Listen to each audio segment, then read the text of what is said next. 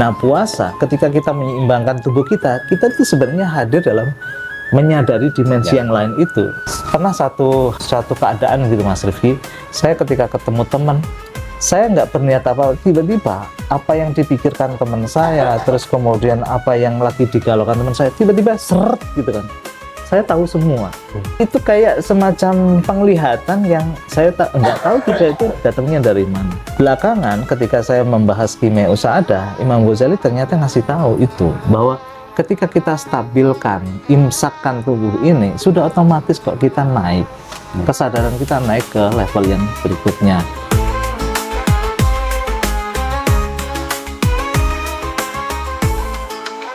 Assalamualaikum warahmatullahi wabarakatuh. Kita berjumpa kembali di channel Tauhid Cinta.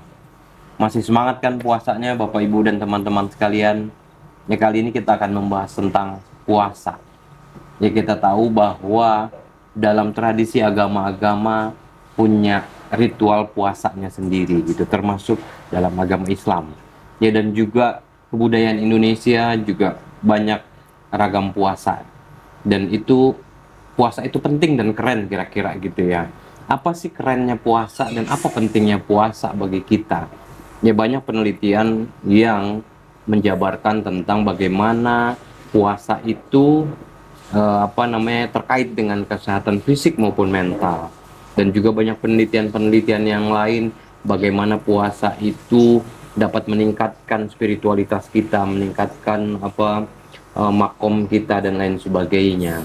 Ya, bahkan ada puasa yang dianggap sebagai amalan untuk memuluskan sebuah tujuan-tujuan tertentu gitu misalkan, atau untuk hajat-hajat tertentu gitu misalkan. Nah, kita akan membahas ini dengan Ustadz Muhlisin dan juga Ustadz Hasan. Nah, Assalamualaikum Ustadz. Waalaikumsalam. Waalaikumsalam Mas Rifki. Semangat ya puasanya. Semangat.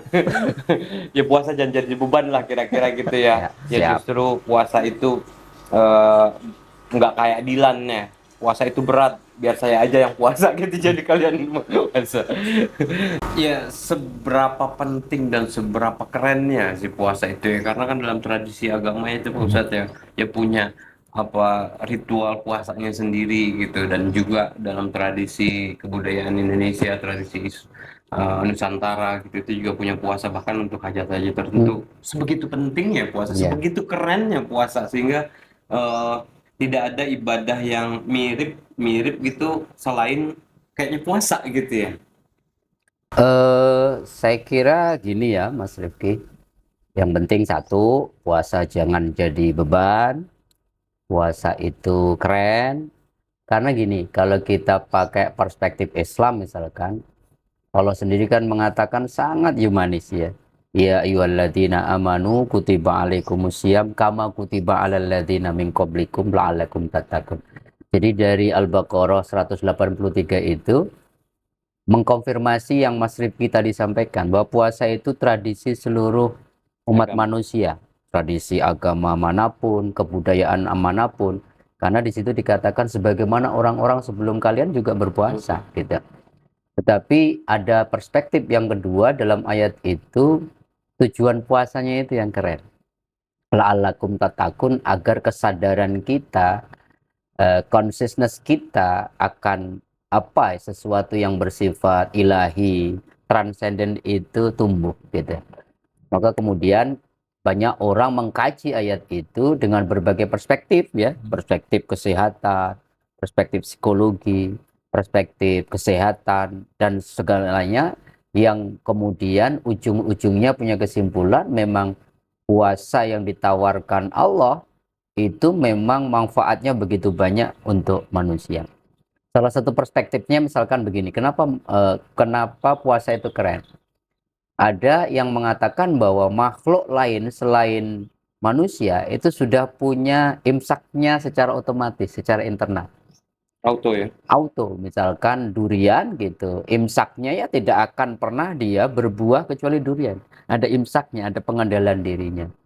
Jadi mereka juga kalau binatang itu punya durasi tertentu, ada waktu yang sudah ya imsak, nggak bisa lebih gitu, melahirkannya dengan durasi tertentu dan sebagainya dan sebagainya. Tetapi Untuk manusia itu ada pilihan.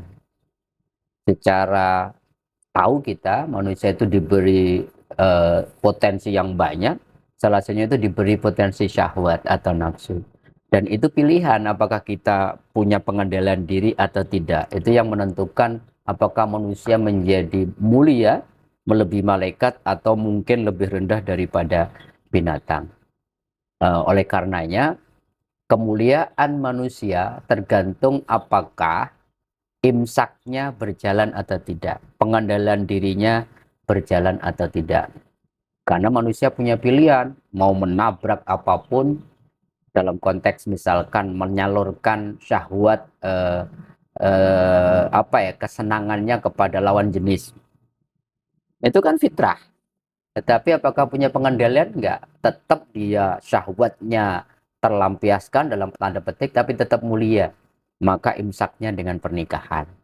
Bedanya apa? Nggak ada bedanya. Ada yang kumpul kebo, yang satu dengan qabil tu nikaha wa tazwijaha bil matil marqud. Sehingga kemudian puasa ini begitu keren karena salah satu metode yang ditawarkan Allah agar manusia latihan punya pengendalian diri. Belum lagi la'alakum tatakun tadi. Puasa ini keren karena puasa mengajarkan kepada manusia untuk dalam bahasa spiritual itu muraqabahnya tumbuh, merasa diawasi, merasa dimonitor, merasa dilihat oleh Allah dalam setiap momen kehidupan dan momen-momen baik ketika bersama maupun sendirian. Wa huwa ma'akum aina ma kuntum wallahu bima ta'maluna basyir. Allah itu bersama kalian kapanpun, dimanapun, dan tahu persis apa yang kalian kerjakan. Maka kalau orang puasanya dijalankan sesuai dengan apa yang sesungguhnya diperintahkan oleh Allah, dicontohkan oleh Rasulullah, maka kemudian dia punya konsistensinya hidup. Siapa sih yang tahu Mas Rifki puasa apa enggak?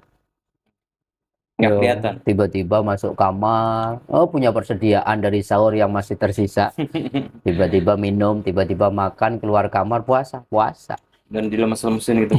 Dan tradisi kesadaran muraqabah ini saya kira penting Mas Hasan ya. Problem-problem krisis terutama di negara kita kan karena memang muraqabahnya nggak jalan.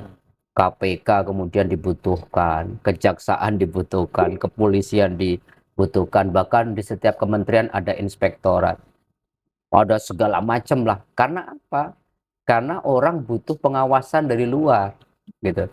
Tapi kalau orang puasanya betul-betul dikerjakan, muraqabahnya hidup, maka dia punya pengendalian diri secara internal, ngerasa diawasi Allah, maka outputnya adalah dia akan jaga betul lisannya dijaga, pikirannya dijaga, perbuatannya dijaga, walaupun sedang sendirian. Bahkan yang terlintas dalam hatinya pun, dalam pikiran pun dijaga. Oh, Allah tahu apa yang yuwaswisu, yang kemudian saya rasakan di dalam batin saya, dalam pikiran saya pun kemudian tahu. Maka ini keren sekali, sehingga kemudian puasa itu bukan beban. Puasa mestinya dijadikan sebagai sebuah tawaran dari Allah agar kita lebih naik derajat kita. Belum kalau kita kemudian ngomongin perspektif sosiologis, bahwa sebenarnya puasa mengajarkan kita untuk tadi empati. Kita dilatih oleh Allah, ngerasain lapar itu kayak apa sih? Haus itu kayak apa sih? Karena di luaran sana begitu banyak saudara-saudara kita yang dipaksa oleh keadaan untuk berpuasa sepanjang tahun. Karena memang nggak ada makanan atau minuman yang mereka bisa jadikan pengganjal lah, sekedar menghilangkan rasa lapar dan kemudian dahaganya. Maka kalau puasanya benar, belajar untuk empati, maka selama sebulan Ramadan itu nanti keluar Ramadan puasanya mungkin berlalu, dia tidak berpuasa, tapi solidaritas, kesadaran, dan empati sosialnya tetap tumbuh. Dia welas asih, nggak bisa ngelihat orang lain kemudian susah, tergerak tuh hatinya dengan latihan puasa untuk, saya pernah lapar, saya pernah dahaga. Betapa sulitnya orang imsak untuk tidak marah, betapa jihadnya orang untuk imsak tidak bicara yang kemudian bermuatan ghibah, yang memfitnah dan seterusnya. Jadi kalau puasa ini dilihat, dikerjakan dengan perspektif yang berbeda-beda, belum nanti perspektif kesehatan dan perspektif yang lain, menjadikan betul-betul itu jadi manusia naik derajatnya menjadi mutakin.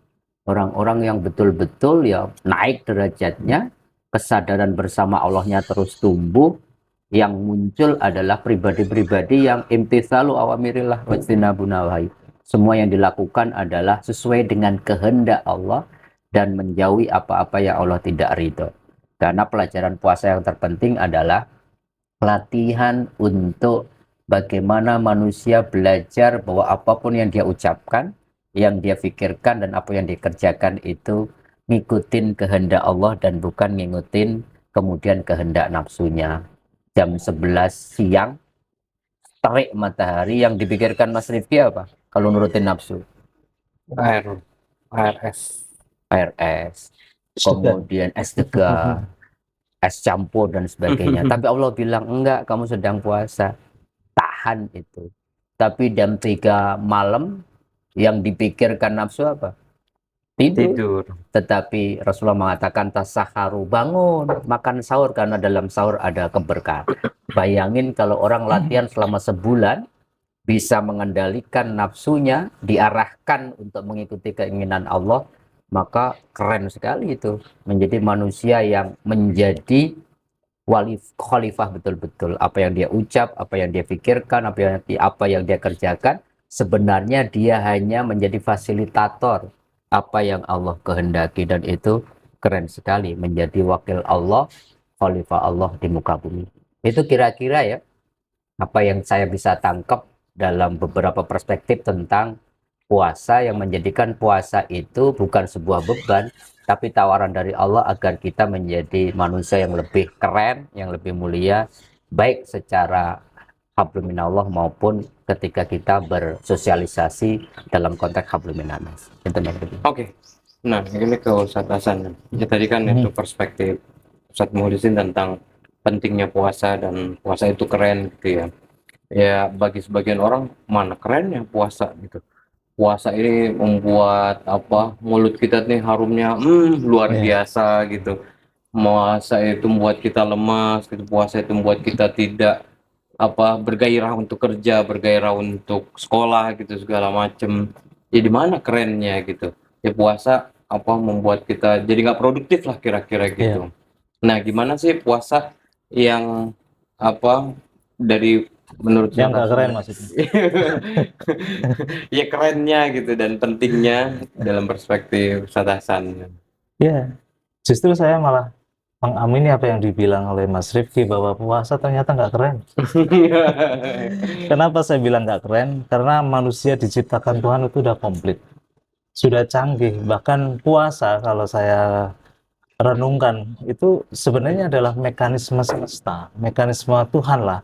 Bahkan mekanisme tubuh juga. Kenapa saya bilang nggak keren? Manusia yang harusnya itu lebih tinggi kedudukannya daripada makhluk-makhluk sebelumnya. Bahkan diceritakan dalam Quran kan sebelum manusia diciptakan itu kan diprotes oleh malaikat. Karena malaikat itu sudah punya sudut pandang bahwa makhluk-makhluk yang diciptakan dulu itu cenderung merusak. Nah, dengan diciptakannya manusia, malaikat itu menganggap bahwa oh ini sama aja seperti sebelum-sebelumnya. Maka kemudian Tuhan mengatakan ini a'lamu ma la ta'lamun. Aku lebih tahu wahai malaikat bahwa ya aku ciptakan ini bukan makhluk yang merusak. Nah, ini yang saya bilang nggak keren. Ketika manusia melakukan apapun harus ada tuntutan kewajiban, ya kan? Mau tadi Pak Ustadz Muhlisin bilang, harusnya kita kan sudah punya namanya auto al-imsak gitu. Sudah punya pengendalian diri, mau sifatnya tubuh, mau sifatnya jiwa kita, mau sifatnya pikiran kita, atau mau sifatnya ruhani kita. Itu kan udah diciptakan secara canggih ya. Harusnya misalkan kalau kita mau apapun, tubuh ngasih tahu nih, ini sudah mulai berlebihan, makanya harus stop. Pikiran kita juga gitu, ketika kita ngakses konten-konten medsos udah Overload, terlalu ya. lama, udah overload, udah terlalu berlebihan, harusnya ini punya kesadaran untuk al-imsak dengan sendirinya, maksudnya gitu. Dan juga secara ruhani juga, ketika kita sudah terlalu larut dengan kehidupan yang sifatnya rendah duniawi, ini juga ngasih alarm nih harusnya, auto imsaknya itu di situ harusnya. Nah, kenapa Tuhan itu masih juga ngasih kewajiban? Ini tandanya kan manusia nggak keren. Manusia udah lupa terkait sama al-imsaknya itu sendiri. Udah bobol lah dari sisi ininya, dari sisi autoimunnya atau auto imsaknya itu sendiri, Mas Rifki. Sehingga apa? Sama tubuh sudah nggak tahu lagi kebutuhan tubuh. Dia mau makan atau minum sekendak nafsunya. Tadi Pak Ustadz juga sudah menjelaskan. Ketika pikirannya butuh istirahat, karena apa? Tuntutan kerjaan atau tuntutan ini dan sebagainya. Akhirnya apa? Waktunya istirahat nggak mau istirahat. Akhirnya apa? Kesehatan mental terganggu, kesehatan tubuh udah terganggu, kesehatan mental terganggu, bahkan spiritualitasnya akhirnya tertutup, terhijab dari memandang keindahan Tuhan, kan gitu. Nah, justru puasa ini sebenarnya alarm bagi kita, Mas Rifki, Pak Ustadz mungkin ya nanti tolong diluruskan, bahwa manusia yang awalnya keren itu diingatkan kamu menuju sesuatu yang tidak keren lagi. Ciptaan yang harusnya itu menjadi rahmat, menjadi penyeimbang, menjadi apa ya istilahnya wajah Tuhan di muka bumi ini, tapi justru yang terjadi adalah sebaliknya, seperti yang dituduhkan oleh malaikat sebelumnya kan. Makanya puasa ini sebenarnya mengingatkan kembali atau mengembalikan nature kita untuk menjadi keren, iya, tapi puasa ini sebenarnya nggak keren karena kita lupa lah sebenarnya. Itu sih Mas Rifki. Iya, memang apa ya, manusia kan apa ciptaan yang paling sempurna ya, Ya. karena diciptakan ya punya akal ya dan juga punya nafsu. Ya kalau nafsu hewani itu kan memang dia sekedar apa sunatullah gitu, untuk nikah, untuk apa gitu, untuk kawin maksudnya Ya. dan lain sebagainya. Tapi kalau nafsu manusia ini nggak terbendung, bisa unlimited. Nah jadi auto ininya tuh kadang-kadang lost gitu karena ada Ya. nafsu yang memang itu juga keren kita punya nafsu, karena itu yang membedakan kita dengan Nah, malaikat, yang membedakan kita dengan hewan. satu hal mungkin ini yang kita juga harus ingat, bahwa kenapa Nabi Adam itu turun ke bumi. Walaupun turun ke bumi itu juga berkah ya. Tapi yang harus kita highlight adalah Nabi Adam sendiri mengaku bahwa zolamna Ya, anfusana. Kami itu telah menzalimi diriku sendiri, menzalimi tubuhku sendiri, menzalimi pikiranku sendiri, menzalimi spiritualitasku sendiri, sehingga efek dari zolamna itu kan berarti gelap. Gelap mata, gelap tubuh, gelap pikiran, bahkan gelap yang sifatnya mata hati. Nah, ketika kita menzalimi diri kita sendiri, akhirnya apa? Kita itu terhijab dari keindahan yang sebenarnya sudah disediakan oleh Tuhan. Contohnya biasanya ketika saya mengkaji Qimah Usa'adah itu, Imam Ghazali pakai metode yang namanya mujahadah. Mujahadah itu apa? Mujahadah itu kan sebenarnya kita berjihad, atau sebenarnya proses, kalau guru kita Mas Radan menyebutnya memenangkan hati. Nah, menariknya Imam Ghazali menyebut mujahadah itu bukan untuk hawa nafsu itu dihilangkan, direpress betul, enggak. Terus kemudian kita punya amarah, kita punya ketegasan di dalam diri, kita punya jiwa kepahlawannya, heroik dan sebagainya. Itu kan amarah. Jadi amarah itu bukan dimaknakan hanya sekedar negatif ya, terus emosional, keberanian, heroik, terus kemudian ketegasan kita. Kalau ada sesuatu yang mengganggu kita, kita harus mempertahankan diri, itu kan amarah. Nah, syahwat juga, kalau tanpa ada syahwat, kita itu hidupnya lemes, Mas Rifki. Nggak bersemangat, nggak ada motivasi, nggak ada giro. Tetapi problemnya adalah bagaimana kita mengarahkan syahwat kita, mau mengarahkan amarah kita atau godop kita, sehingga itu balance. Nah, sebenarnya al-imsak atau disebut juga Imam Ghazali sebagai mujahadah, itu kan bagaimana kita bisa mengontrol diri, yang mengendalikan diri kita itu bukan amarah kita, yang mengendalikan diri kita bukan syahwat kita, tapi yang mengendalikan diri kita itu Tuhan. Makanya tadi disebut la'allakum tattaqun, supaya kamu itu kembali lagi. Yang mengontrol yourself itu Tuhan yang ada di dalam diri kita. Kalau Imam Ghazali nyebutnya kolbu itu harus kita perlakukan sebagai raja. Jangan yang memimpin, jadi jangan yang menjadi raja atau menjadi presiden itu politikus yang misalkan sisi syaitoni kita, atau yang menjadi raja ini jangan yang tukang-tukang palak itu, polisinya jadi raja atau kemudian syahwatnya jadi raja, jangan. Kalau itu yang jadi raja, bubar kerajaan kita, bubar.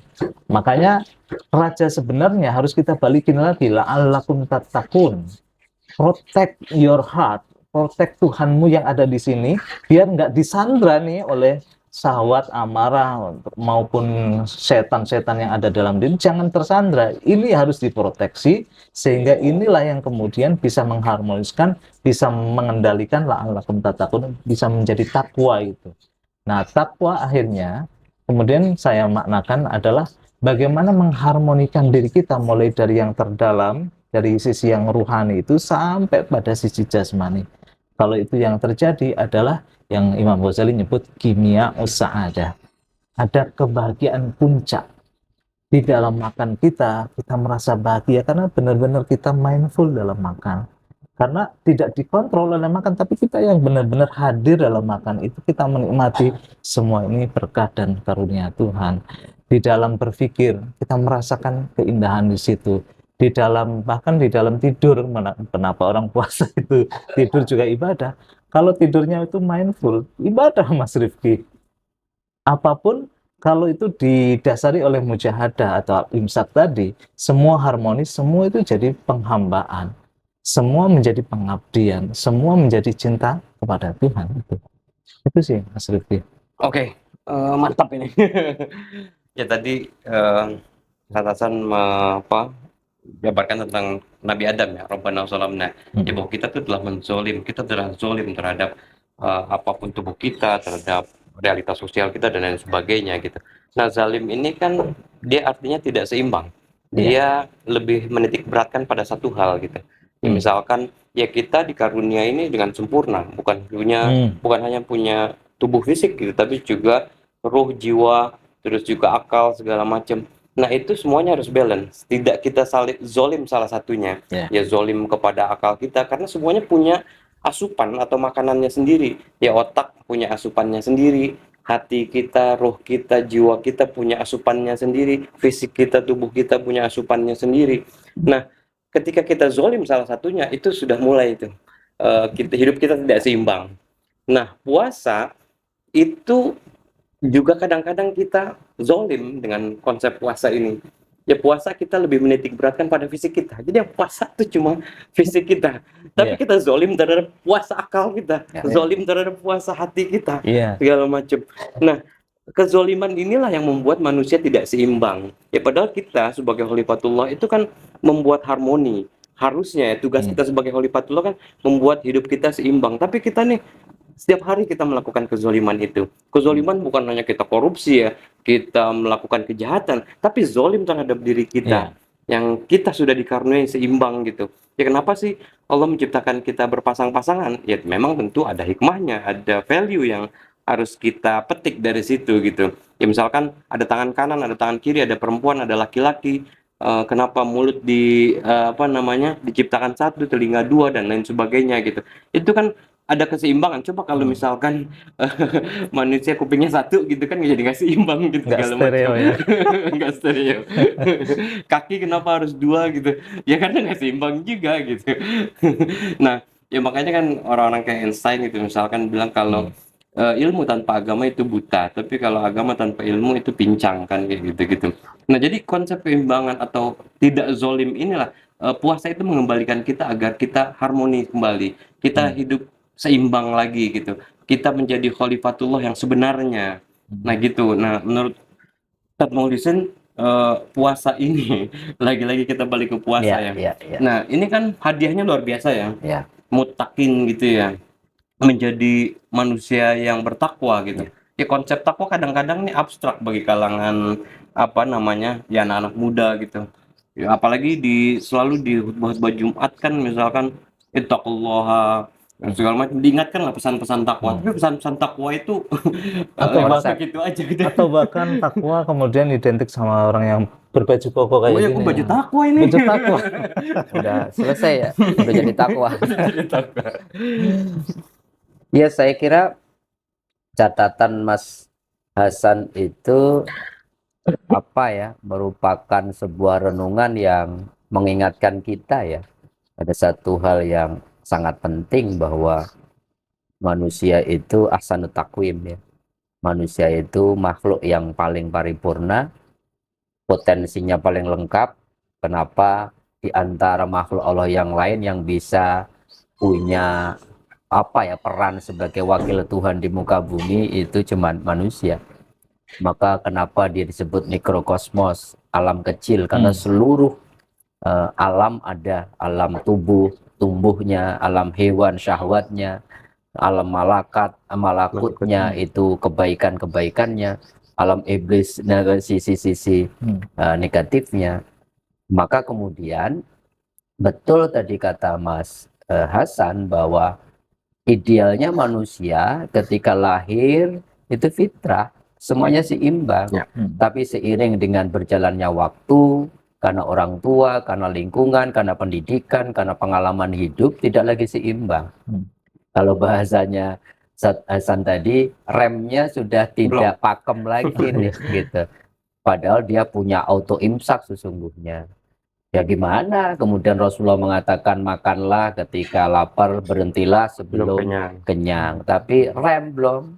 Ya makanlah ketika ada makanan, berhentilah ketika makanan habis. Enggak ada imsak kan akhirnya. Sehingga kemudian tahu asam urat, ada ping, melinjo, disikat. Imsaknya nggak jadi. Dan itu kita lebih aware imsaknya dalam konteks fisik, gitu ya. Tetapi overload pikiran, ya. Kemudian psikologinya senang melihat orang susah sudah terjadi, nggak ngerasa bahwa keseimbangannya sudah dolim gitu, sudah gelap, kita pun juga nggak sadar. Apalagi tadi, kalau kesadaran rohaninya sudah tidak seimbang, maka itu menjadi bencana yang luar biasa. Yang tadi, bahkan manusia yang tadinya Allah memerintahkan malaikat untuk bersujud karena kemuliaannya menjadi asfala safilin gitu. Karena rohaninya tidak lagi menjadi raja, panglima. Dalam bahasa Imam Al-Ghazali, bahkan Ibn Arabi kan menulis buku Divine Governance, Al-Mamlaka Al-Ilahiyah, itu ngomongin tentang tubuh manusia yang sempurna itu, dan ternyata Ibn Arabi mengatakan yang mesti menjadi raja adalah kolbunya. Ketika yang menjadi raja pikirannya ya pinter, tapi minterin gitu. Apalagi kalau yang jadi raja adalah syahwatnya, nafsunya. Amarah itu penting, tetapi kalau amarah bisu menjadi dibimbing oleh keinginan diri, menjadi merusak gitu. Maka untuk menyeimbangkan itu semua, itulah Allah tawarkan puasa, saking cintanya Allah itu kepada kita. Waduh, ngelihat 11 bulan ini remnya udah blong nih, udah nggak seimbang lagi. Maka ada detox kesehatan. Makanan diberesin dulu deh. Sel-sel yang melekat, yang kolesterol segala macam, dengan puasa itu sama dengan detox secara kesehatan.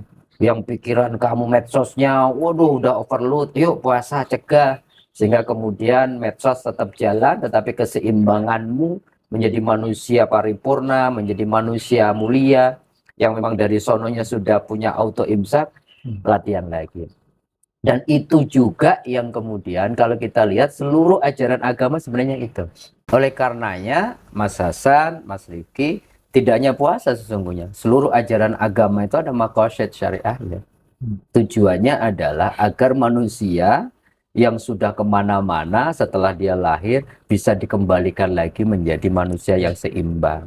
Sholat itu kan menyeimbangkan, puasa menyeimbangkan, zakat menyeimbangkan, haji sebagai rukun paripurna juga menyeimbangkan. Jadi maqasid syariah kalau pakai yang 5 itu kan menyeimbangkan jiwa kita, menyeimbangkan harta kita, gitu ya, untuk menjaga jiwa, menjaga agama, menjaga keturunan, dan seterusnya dan seterusnya. Artinya apa? Memang agama dengan ajaran-ajarannya itu alat yang ditawarkan Allah.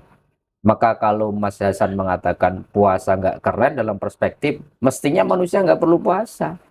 Kalau tetap ketika dia lahir fitrahnya terjaga, maka kita tadi katakan puasa itu keren. Artinya apa? Metode yang ditawarkan Allah. Tapi manusia yang harus berpuasa nggak keren sesungguhnya. Sebab kalau dia sudah punya auto imsak, dia menjalani kehidupannya sesuai dengan aturan-aturan Allah, rohaninya jadi raja, kolbunya jadi raja, maka imsak itu sudah otomatis, puasa menjadi tidak perlu.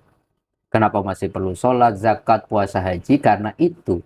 Karena bahwa Nabi Adam pun turun ke muka bumi gara-gara nggak imsak kan. Ya. Pengen sesuatu gitu, mulkin la tabla. Pengen sesuatu yang kerajaan yang tidak kemudian fananya. Pengen yang abadi. Nah, keinginan itulah kemudian diingatin sama Allah. Imsak. Nggak usah 3 periode. Nggak usah semuanya digenggam karena kamu makhluk itu sifatnya fana, kamu tidak seimbang kalau kamu pengen sempurna. Jadi itulah kenapa kemudian ibadah puasa harus kita maknai sebagai sebuah tawaran saking cintanya Allah, ngelihat kita ini lagi nggak seimbang nih, kalau nggak diingetin biasanya terus-terusan sakit kolesterol. Oh iya ya, tubuh udah teriak-teriak nih dari dulu, tiba-tiba kita jatuh gitu, kemudian harus masuk rumah sakit, oh disuruh istirahat agar seimbang lagi. Kira-kira itu Mas Lutfi. Oke, ya intinya adalah puasa ini betul-betul keren lah, mengembalikan fitrah manusia. Nah, tinggal bagaimana kitanya mau nggak menjadi keren. Ya kalau mau jadi keren, ya dengan salah satunya puasa dan ibadah-ibadah lainnya tentu saja ya. Nah, mungkin ya bisa share ini ya, share apa pengalaman saat puasa yang menarik dan bikin keren lah gitu. Ya, terima kasih Mas Rifki. Kalau kita puasa hanya 30 hari, Mas Rifki, itu sebenarnya kurang keren. Saya bilang kurang keren, karena saya pernah mengalami melakukan Puasa puasa itu, bukan Daud, Dalail Quran. Dalail Quran itu tiap hari berpuasa sampai 1 tahun. Pada waktu itu, nggak tahu motivasinya apa Lagi ya. ngamalin apa itu? Ya karena teman-teman umumnya di pesantren itu kan ngamalin sesuatu, dan Ya. salah satu yang dibikin keren, dibilang keren itu kan karena kalau kita ngamalin sesuatu kan. Nah pada waktu itu kita melakukan amalan puasa 1 tahun penuh, puasa Quran atau puasa Dalail Quran namanya. Yang saya rasakan dalam pengalaman itu adalah ketika puasa memang awal-awal berat. Tapi ketika habit al-imsak tadi yang dibilang Pak Ustadz itu kita terapkan dalam diri kita, yang terjadi adalah mulai dari tubuh ini sensitif, Mas Rifki. Ya. Sensitif. Jadi kalau apapun misalkan tubuh itu lagi nggak baik-baik aja, dia benar-benar sensitif, Dia ngasih sign, ngasih tanda. ngasih tanda. Dan itu karena tadi prinsipnya adalah al-imsak. Ada auto imsak di dalam diri kita. Ada yang nggak seimbang ya. Iya. Bahkan yang saya kemudian rasakan setelah saya 1 tahun menyelesaikan puasa itu, kok tubuh rasanya ringan gitu, tubuh ringan. Dan kalau sekarang saya baru paham ya, ketika dijelaskan Imam Ghazali, dulu juga membaca tapi nggak paham, sekarang baru paham, oh iya ya, begitu tubuh kita itu ringan, tiba-tiba kita masuk ke dalam dimensi lain, Ya. yang namanya, kalau tadi tubuh kita dimensi materi, kita naik satu tingkat, namanya ada tubuh halus, kita sebut sebagai tubuh gas kita. Tubuh gas ya, kita tiba-tiba bisa mengamati nafsu-nafsu kita, syahwat-syahwat kita. Kita masuk ke dimensi yang lebih halus. Jadi kalau ada beberapa pernyataan dari kaum sufi itu mengatakan bahwa perilaku kita itu mutajasad. Jadi dia itu tampil menjadi jasad. Misalkan kalau orang misalkan pecicilan gitu kan, kelakuannya itu ngelihat sana ngelihat sini, mungkin secara alam barzah itu dia tampil sebagai buaya gitu. Nah itu memang terjadi karena kita itu sebenarnya tidak hidup dalam satu dimensi, kita berbagai dimensi kan. Nah puasa ketika kita menyeimbangkan tubuh kita itu sebenarnya hadir dalam menyadari dimensi yang lain itu. Pernah satu keadaan gitu Mas Rifki, saya ketika ketemu teman, saya nggak berniat apa, tiba-tiba apa yang dipikirkan teman saya, terus kemudian apa yang lagi digalaukan teman saya, tiba-tiba seret gitu kan. Saya tahu semua. Itu bukan kemudian saya jadi dukun, enggak. Tapi itu kayak semacam penglihatan yang saya enggak tahu juga itu datangnya dari mana. Nah, belakangan ketika saya membahas kimia usaadah, Imam Ghazali ternyata ngasih tahu itu bahwa ketika kita stabilkan, imsakkan tubuh ini, sudah otomatis kok kita naik. Kesadaran kita naik ke level yang berikutnya. Kita naik ke yang sifatnya hayawan, naik lagi ke sifatnya yang seton, kita naik lagi ke sifatnya malaikat, dan akhirnya kitalah yang sebenarnya balik lagi la'allakum tattaqun. Derajat ketakwaan kalau kesadaran kita itu benar-benar dimanapun kita itu menyaksikan Tuhan. Jadi kita menyaksikan Tuhan bukan gara-gara kita mau sholat, mau puasa, mau apa, enggak. Dalam semua perilaku kita itu datangnya kesadaran itu datangnya dari situ gitu loh. Jadi lihatlah Tuhan hai sumakunta misalkan, dimanapun kamu itu ada, itu lihat Tuhan itu ada di situ. Jadi kesadaran ini kesadaran siapa? Akhirnya masuk ke ranah itu. Dan kalau kita maknakan la'allakum tattaqun itu yang selama ini dianggap abstrak, ya kita balik lagi bahwa kita itu memproteksi diri kita semua ini dengan kesadarannya itu sih, atau dengan kehendaknya, atau dengan cintanya, kasih sayangnya itu. Nah, akhirnya saya memahami bahwa oh iya, nggak sia-sia saya setahun puasa. Walaupun sekarang untuk kemampuan-kemampuan itu saya nggak terlalu pertahankan lagi, karena itu ya kadang-kadang bikin suudzon juga. Itu Oke, luar biasa pembahasan kita. Puasa adalah imsak, pengendalian diri. Ketika kita sudah bisa imsak, kita akan bisa naik makom, menjadi makom yang lebih tinggi lagi secara spiritual. Tinggal bagaimana kita memaknai imsak ini. Apakah kita bisa auto imsak? Itu tidak bisa kalau tidak kita membiasakan diri imsak. Karena imsak butuh kesadaran ilahiyah seperti tadi dijelaskan sama Ustaz Mursyid maupun Mas Hasan ini. Oke, terima kasih atas partisipasinya. Mohon maaf atas segala kekurangan. Selamat menjalankan ibadah puasa dan selamat mengimsakkan diri atau mengendalikan diri dari hawa nafsu kita, dari nafsu-nafsu hewaniah maupun nafsu syaitoniah. Wassalamualaikum warahmatullahi wabarakatuh.